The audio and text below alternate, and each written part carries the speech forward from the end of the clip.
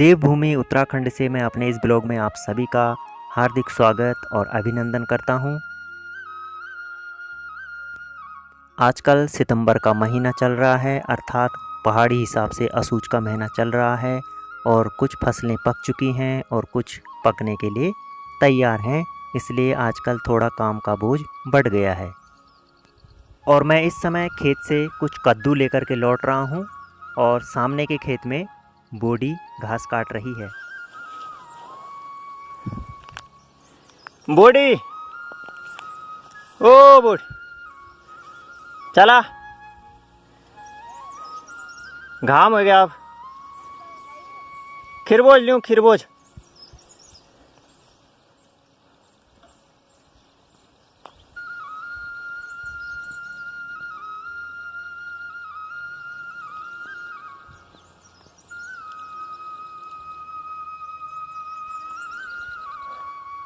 दोस्तों, इस समय मैं आ रहा हूँ खेत से वापस और इसमें मैंने भर रखे हैं, इस थैले में जो है ये पूरा कद्दू से भर रखा है, ये वाला। और अभी मुझे एक बार दोबारा फिर से जाना है वहाँ कद्दू लेने, क्योंकि खेत में काफ़ी कद्दू हो रखे हैं और यहाँ इस समय बहुत तेज़ धूप लगी है। भादों के महीने के घाम काफ़ी भारी हो रखा है, ये थकान लग गई। और आसमान में देखिए धूप भी चटक लग रखी है, अभी तेज़ धूप है आसमान में।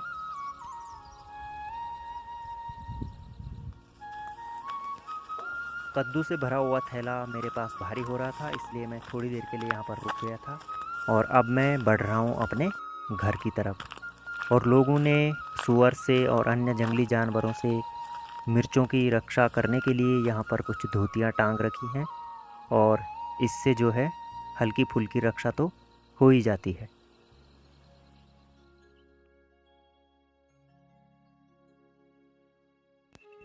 आसमान में आज बहुत कम बादल हैं, इस वजह से धूप जो है बहुत तेज कड़क धूप लग रखी है और गर्मी भी लगातार बढ़ती जा रही है।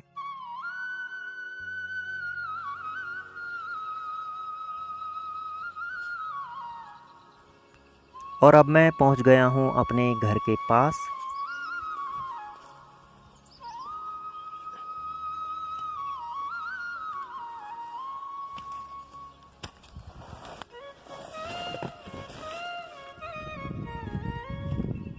और ये है उत्तराखंड के पौड़ी गढ़वाल में बसा हुआ हमारा प्यारा सा घर। और अब मैं इस थैले को यहाँ पर बिछा देता हूँ।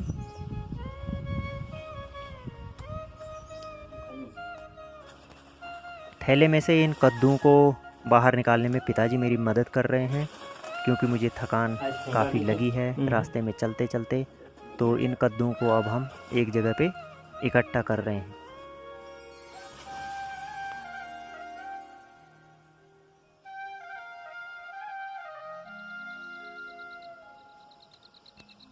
खेत में माँ घास काट रही है और मुझे आज की ड्यूटी यही मिली है कि मुझे खेत से घर में कद्दू सारने हैं, तो इसलिए फिर मैं दोबारा खेत की तरफ बढ़ रहा हूँ।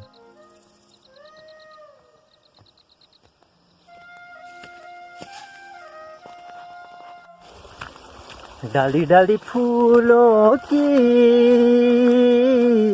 तुझको बुलाए रे मुसाफिर मेरे उत्तराखंड में। बादलों की ओढ़ के ओढ़नी वादियाँ तुझको बुलाए रे मुसाफिर मेरे उत्तराखंड में। चारों तरफ हरी हरी घास फैली है और रास्ते इस घास से भरे पड़े हैं। तो दोस्तों, एक बार जो मेरे कंधे में कद्दू थे उनको मैं घर में रख के आ गया हूँ और अब मैं फिर से दोबारा खेत में जा रहा हूँ। माँ वहाँ पर घास काट रही है और मैं वापसी में फिर से ये जो मेरे पास थैला है इसमें मैं भर के लाऊंगा ढेर सारे कद्दू। और ये देखिए उत्तराखंड का प्राकृतिक वातावरण, और ये है हमारे गांव के हरे भरे खेत जो बंजर हैं लेकिन हरियाली अभी भी बिखेर रहे हैं।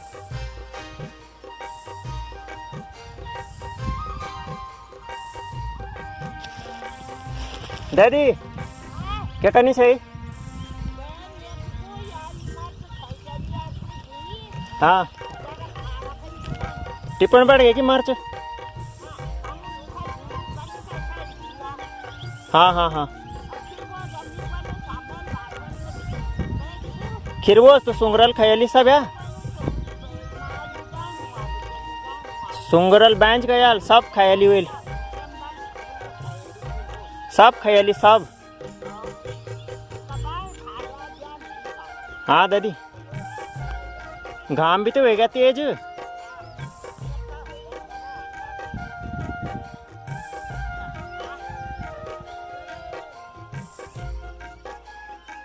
माँ ने एक दूसरे थैले में मेरे लिए कद्दू भर के रखे हैं और अभी माँ खेत में घास काट रही है। लंगूर, बंदर, सुअर, काफ़ी ऐसे जानवर हैं जो खेती को तहस नहस करके चले जा रहे हैं और रात को अधिकतर इनका आक्रमण होता है यहाँ खेती पर।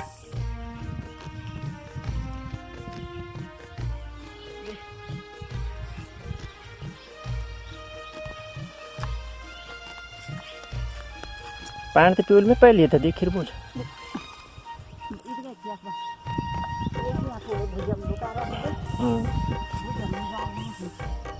अरे खा देनी वेल सब कत का बड़ बड़ खाया चाहिए का साफ करेगा।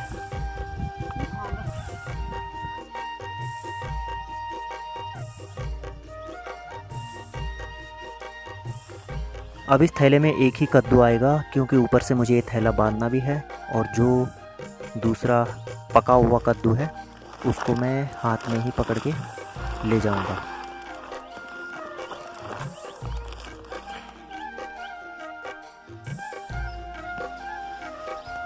अब मुझे यहाँ से जाना है नीचे के खेत में और एक गोबर है और मैं मारता हूँ इसमें कूद। कूद मारनी पड़ेगी, फाल मारनी पड़ेगी, फाल कूद नहीं फाल, क्योंकि गढ़वाल में तो फाल ही मारते हैं ना।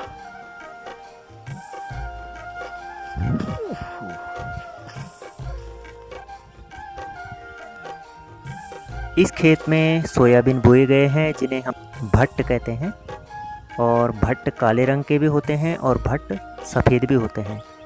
और इन्हीं खेतों में पिताजी ने अब अखरोट के पेड़ भी लगा दिए हैं क्योंकि धीरे धीरे खेत बंजर होते जा रहे हैं। धूप काफ़ी तेज़ लग रही है और माँ भी अब खेत के एक किनारे पे बैठी है और अब हम खाते हैं ककड़ी।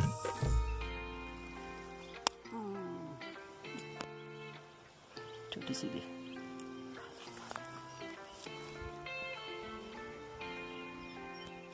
और ये है पहाड़ी ककड़ी। इसका स्वाद ही निराला होता है और चीनी की तरह मीठी है ये ककड़ी।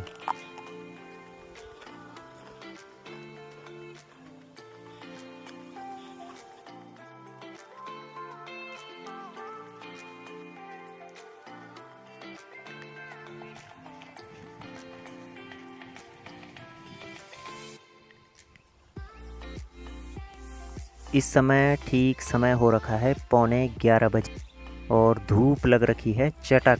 और लोग भी खेतों में काम कर रहे हैं लेकिन अधिकतर बंजर खेत होने के कारण बहुत कम लोग ही इस समय खेतों में हैं। इस खेत में दलहन फसल लोबिया को बो रखा है और लोबिया की काफ़ी अच्छी फसल हो रखी है यहाँ पर और इसकी फलियों में भी दाने आ चुके हैं। लेकिन यदि इस समय इसको एक बारिश और मिल जाती और पानी की व्यवस्था अच्छे ढंग से हो जाती तो ये फलियाँ फिर अच्छी तरह से पकती और इनके जो अंदर के दाने हैं वो भी परिपक्व अवस्था में चले जाते, तो इससे जो है उत्पादन भी काफ़ी मात्रा में बढ़ जाता। लेकिन बारिश तो होने का नाम ही नहीं ले रही है। और अब मैं कद्दू के दूसरे भरे हुए थैले कंधे में रखकर फिर से चल पड़ा हूँ अपने घर की ओर और इन पहाड़ी पगडंडियों से चलते हुए मैं बढ़ रहा हूँ आगे।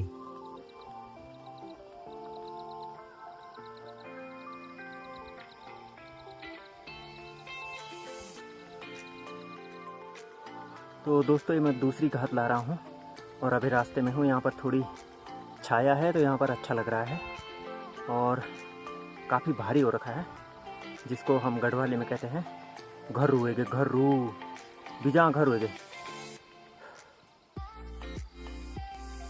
अब मैं घर में पहुंच चुका हूं और रास्ते में चलते चलते मुझे गर्मी भी लग रही थी और थोड़ी बहुत थकान भी लग गई थी, इसलिए मैं यहां पर नारंगी के पेड़ की छाया में बैठा हूं और पिताजी यहां पर कुछ क्यारियां बना रहे हैं। क्या बोतल पिताजी हम केसर हे में बुतला शे में तो छा पहले भी अम्मी छा यार पल्ले बोल क्या रम छा हाँ हाँ हाँ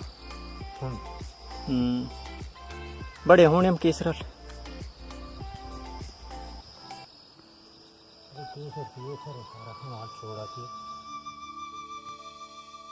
केसर का जो बीज होता है ये ठीक सूरजमुखी के दानों के जैसा होता है, जिस तरह से सूरजमुखी का बीज होता है। और अब इन क्यारियों में हमने केसर के बीजों को बो दिया है और बाल्टी में बारीक गोबर रखा है इन क्यारियों में डालने के लिए, क्योंकि हम लोग अपनी पहाड़ी खेती में जैव खाद का ही प्रयोग करते हैं।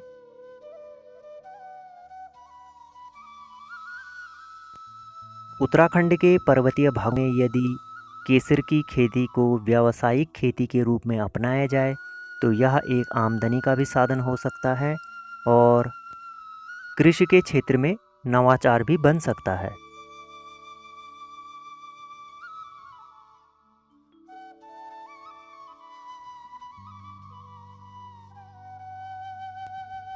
और अब मैं प्लास्टिक के थैले में रखे हुए इन कद्दूओं को बाहर निकाल देता हूँ, क्योंकि यदि इन कद्दूओं को इसी में छोड़ दिया जाएगा तो वाष्पीकरण की क्रिया से ये फिर ख़राब होने लगते हैं, इसलिए इनको इसमें से निकालना बहुत ज़रूरी हो जाता है।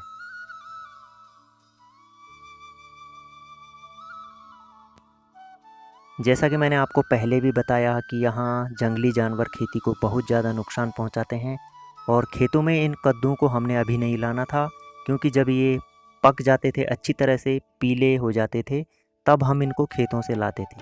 और ये देखिए जंगली जानवर के नुकीले दांतों से काटा गया है इसको और ये उसके दांत इस पर साफ दिखाई दे रहे हैं।